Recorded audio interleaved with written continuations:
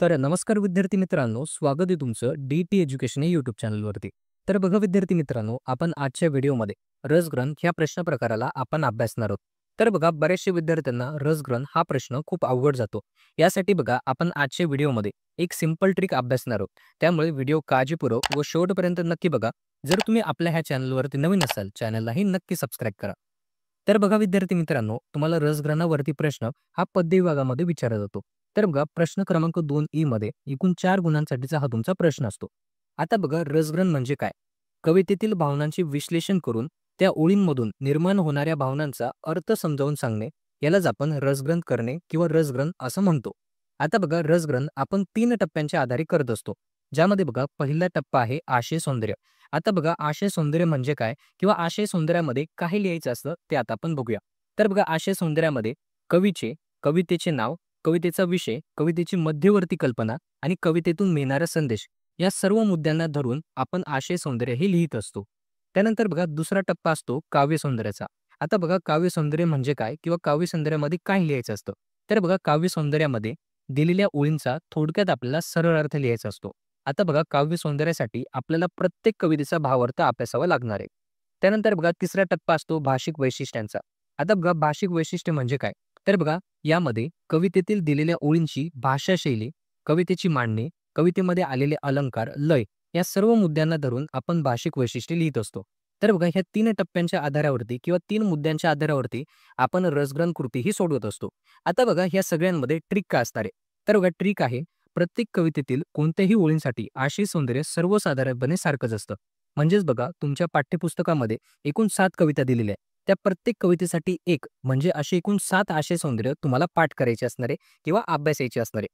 त्यानंतर बघा ट्रिक काय असणार आहे, प्रत्येक कवितेसाठी एकच भाषिक वैशिष्ट्य असणार आहे. म्हणजे तुमच्या पाठ्यपुस्तकामध्ये एकूण 7 कविता आहेत. प्रत्येक कवितेसाठी एकच भाषिक वैशिष्ट्य लागू होईल असं भाषिक वैशिष्ट्य तुम्हाला पाठ करायचं असणार आहे. म्हणजे 7 कवितेसाठी एकच भाषिक वैशिष्ट्य तुम्हाला अभ्यासायचं असणार आहे. आता बघा प्रत्येक कवितेसाठी आशय सौंदर्य आणि भाषिक वैशिष्ट्य कोणतं तुम्हाला पाठ करायचंय ते आता आपण बघूया. तर बघा विद्यार्थी मित्रांनो, सगळ्यात आधी आपण भाषिक वैशिष्ट्य बघूया. तर बघा हे जे भाषिक वैशिष्ट्य आहे, हे प्रत्येक कवितेला लागू होईल असं भाषिक वैशिष्ट्य मी तुम्हाला देतोय. हे तुम्हाला ॲज इट इज पाठ करायचं असणार आहे किंवा तुम्ही ते लक्षात ठेवू शकता. आता बघा भाषिक वैशिष्ट्य काय आहे ते आता आपण बघूया. तर बघा भाषिक वैशिष्ट्यामध्ये पहिलं वाक्य तुम्हाला लक्षात ठेवायचंय. मुक्त शैलीतल्या या रचनेमुळे कवीने वरील ओळीतून वाचकांशी थेट संवाद साधला आहे. हे पहिलं वाक्य तुम्हाला पाठ करायचं असणार आहे किंवा लक्षात ठेवायचं असणार आहे. त्यानंतर बघा दुसरं वाक्य आहे, अगदी साध्या पण आवाहक शब्दामध्ये मोठे तत्व वरील ओळीतून बिंबवले आहे. हे दुसरं वाक्य आहे, हे देखील तुम्हाला लक्षात ठेवायचंय. त्यानंतर बघा तिसरं वाक्य आहे, साध्या पण अत्यंत संवेदनशील भावना साध्या शब्दातून व्यक्त केल्या आहेत. हे तिसरं वाक्य आहे, हे देखील तुम्हाला लक्षात ठेवायचंय. त्यानंतर बघा चौथं वाक्य आहे, सरळ आणि सोपी शब्दातील भाषा वाचताना आनंद होतो. ही भाषा मनाला थेट भिडते. हे चौथं वाक्य आहे, हे देखील तुम्हाला लक्षात ठेवायचंय. तर बघा परीक्षेमध्ये तुम्हाला कुठल्याही कवितेच्या ओळी रसग्रहणासाठी विचारल्या गेल्या तरी भाषिक वैशिष्ट्य तुम्हाला हेच लिहायचं असणार आहे. हे भाषिक वैशिष्ट्य ॲज इट इज तुम्हाला पाठ करायचे किंवा लक्षात ठेवायचं असणार आहे. यानंतर बघा प्रत्येक कवितेसाठी आशय सौंदर्य कोणते ते आता आपण बघूया. तर बघा तुमच्या पाठ्यपुस्तकामध्ये पहिली कविता आहे उत्तम लक्षण. आता बघा उत्तम लक्षण कवितेमधील कुठलीही ओळ तुम्हाला रसग्रहणासाठी विचारली गेली तरी आशय सौंदर्य तुम्हाला हेच लिहायचं असणार आहे. तर बघा आशय सौंदर्य काय आहे? तर बघा उत्तम लक्षण या दासबोधातील एका समासामध्ये समर्थ रामदासांनी गुणसंपन्न आदर्श व्यक्तिमत्वाची लक्षणे सांगितली आहेत. वरील ओळीमधून आदर्श व्यक्तीने कोणत्या गोष्टी कराव्यात आणि कोणत्या गोष्टी करू नये याचा खुलासा त्यात केलेला आहे.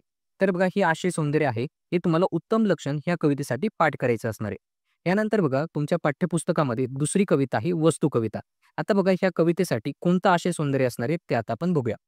तर बघा आशय सौंदर्य आहे, वस्तू या कवितेत कवी द.बा. दामनस्कर यांनी निर्जीव वस्तूंनाही सजीव प्राणीमात्रांसारखा जीव किंवा भावना असतात हे बिंबवले आहे. तसेच वस्तूंनाही सहानुभूतीने समजून घ्यायला हवे आणि त्यांना प्रेमाने वागवायला हवे असे प्रतिपादन त्यांनी केले आहे. वस्तू या मानवी जीवनातील एक अविभाज्य घटक आहे असे कवी वरील ओळीमध्ये म्हणतात. तर बघा ही आशय सौंदर्य तुम्हाला वस्तू या कवितेसाठी पाठ करायचं असणार आहे किंवा लक्षात ठेवायचं असणार आहे. यानंतर बघा तुमच्या पाठ्यपुस्तकामध्ये तिसरी कविता आहे आश्वासक चित्र. आता बघा ह्या कवितेसाठी आशय सौंदर्य काय असणार आहे ते आता आपण बघूया.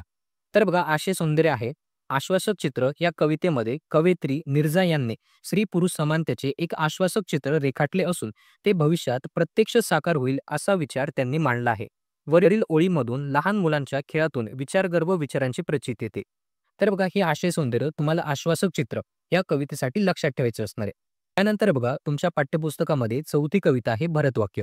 आता बघा ह्या कवितेसाठी कोणतं आशय सौंदर्य तुम्हाला अभ्यासायचं असणार आहे ते आता आपण बघूया. तर बघा आशय सौंदर्य आहे, प्रस्तुत ओळ ही कवी मोरोपंतांच्या केकावली संग्रहातील भरतवाक्य या रचनेतील आहे. केकावली ह्या काव्यग्रंथांची समाप्ती करताना उपसंहार म्हणून ही काव्यरचना लिहिली आहे. वरील ओळीमधून दुर्गुण जाऊन सद्गुण कोणते व कसे अंगीकारावे याबद्दलचे देवाकडे आर्त प्रार्थना कवीने केलेली आहे. तर बघा हे आशय सौंदर्य तुम्हाला भरतवाक्य या कवितेसाठी अभ्यासायचं असणार आहे किंवा लक्षात ठेवायचं असणार आहे. यानंतर बघा तुमच्या पाठ्यपुस्तकामध्ये 5वी कविता आहे आकाशी झेप घेरे. आता बघा ह्या कवितेसाठी कोणतं आशय सौंदर्य तुम्हाला लक्षात ठेवायचं ते आता आपण बघूया. तर बघा आशय सौंदर्य आहे, आकाशी झेप घेरे या कवितेतून कवी जगदीश खेबुरकर यांनी स्वकष्टाचे महत्त्व सांगितले आहे. तसेच स्वसामर्थ्यावर विश्वास ठेवून यशाची शिखरे सर करण्याचा संदेश दिला आहे. प्रस्तुत ओळीतून स्वावलंबनाचे महत्त्व सांगितले आहे. तर बघा हे आशय सौंदर्य तुम्हाला आकाशी झेप घेरे या कवितेसाठी तुम्हाला लक्षात ठेवायचं असणार आहे. यानंतर बघा तुमच्या पाठ्यपुस्तकामध्ये 6वी कविता आहे खोद आणखी थोडेसे. आता बघा ह्या कवितेसाठी कोणते आशय सौंदर्य तुम्हाला लक्षात ठेवायचे ते आता आपण बघूया. तर बघा आशय सौंदर्य आहे, खोद आणखी थोडेसे या कवितेमधून कवयित्री आसावरी काकडे यांनी संयम, जिद्द, आत्मविश्वास व चिकाटी या गुणांच्या मदतीने जीवनध्येय साध्य करण्याची उमेद माणसाला दिली आहे. वरील ओळीमध्ये माणसाने सकारात्मक आयुष्य कसे जगावे हे सांगितले आहे. तर बघा हे आशय सौंदर्य तुम्हाला खोद आणखी थोडेसे या कवितेसाठी लक्षात ठेवायचे असणार आहे. यानंतर बघा तुमच्या पाठ्यपुस्तकामध्ये शेवटची आणि 7वी कविता आहे तू झालास मूक समाजाचा नायक. आता बघा ह्या कवितेसाठी कोणतं आशय सौंदर्य तुम्हाला अभ्यासायचे किंवा लक्षात ठेवायचे ते आता आपण बघूया. तर बघा आशय सौंदर्य असणारे, डॉक्टर बाबासाहेब आंबेडकरांनी शोषित व पीडित जनतेवर होणाऱ्या अन्यायाविरुद्ध लढा उभारला. मूक समाजाच्या महानायकाला अभिवादन करताना कवी ज.वी. पवार यांनी तू झालाच मूक समाजाचा नायक या कवितेमध्ये त्यांच्या महान कार्याचा गौरव करताना उपरोक्त ओळीत लिहिलेल्या आहेत. तर बघा हे आशय सौंदर्य तुम्हाला तू झालाच मूक समाजाचा नायक या कवितेसाठी तुम्हाला अभ्यासायचं असणार आहे किंवा लक्षात ठेवायचं असणार आहे. तर बघा विद्यार्थी मित्रांनो, आतापर्यंत आपण भाषिक वैशिष्ट्ये अभ्यासले आणि प्रत्येक कवितेसाठी कोणतं आशय सौंदर्य तुम्हाला लक्षात ठेवायचे ते आपण बघितलं. आता उरला विषय काव्य सौंदर्याचा. आता बघा काव्य सौंदर्यासाठी तुम्हाला प्रत्येक कवितेला नीट समजून घ्यायचे, तिचा भावार्थ किंवा तिचा सरळ अर्थ तुम्हाला लक्षात ठेवायचा आहे. तर बघा बघा अशा सोप्या पद्धतीने तुम्ही रसग्रहण ह्या प्रश्न प्रकारामध्ये 4 पैकी 4 गुण हे मिळवू शकता. तर बघा विद्यार्थी मित्रांनो, हा होता आपला आजचा व्हिडिओ. आजचा व्हिडिओ तुम्हाला कसा वाटला कमेंट सेक्शनमध्ये नक्की कळवा. जर तुम्ही चॅनलवरती नवीन असाल चॅनललाही नक्की सबस्क्राईब करा.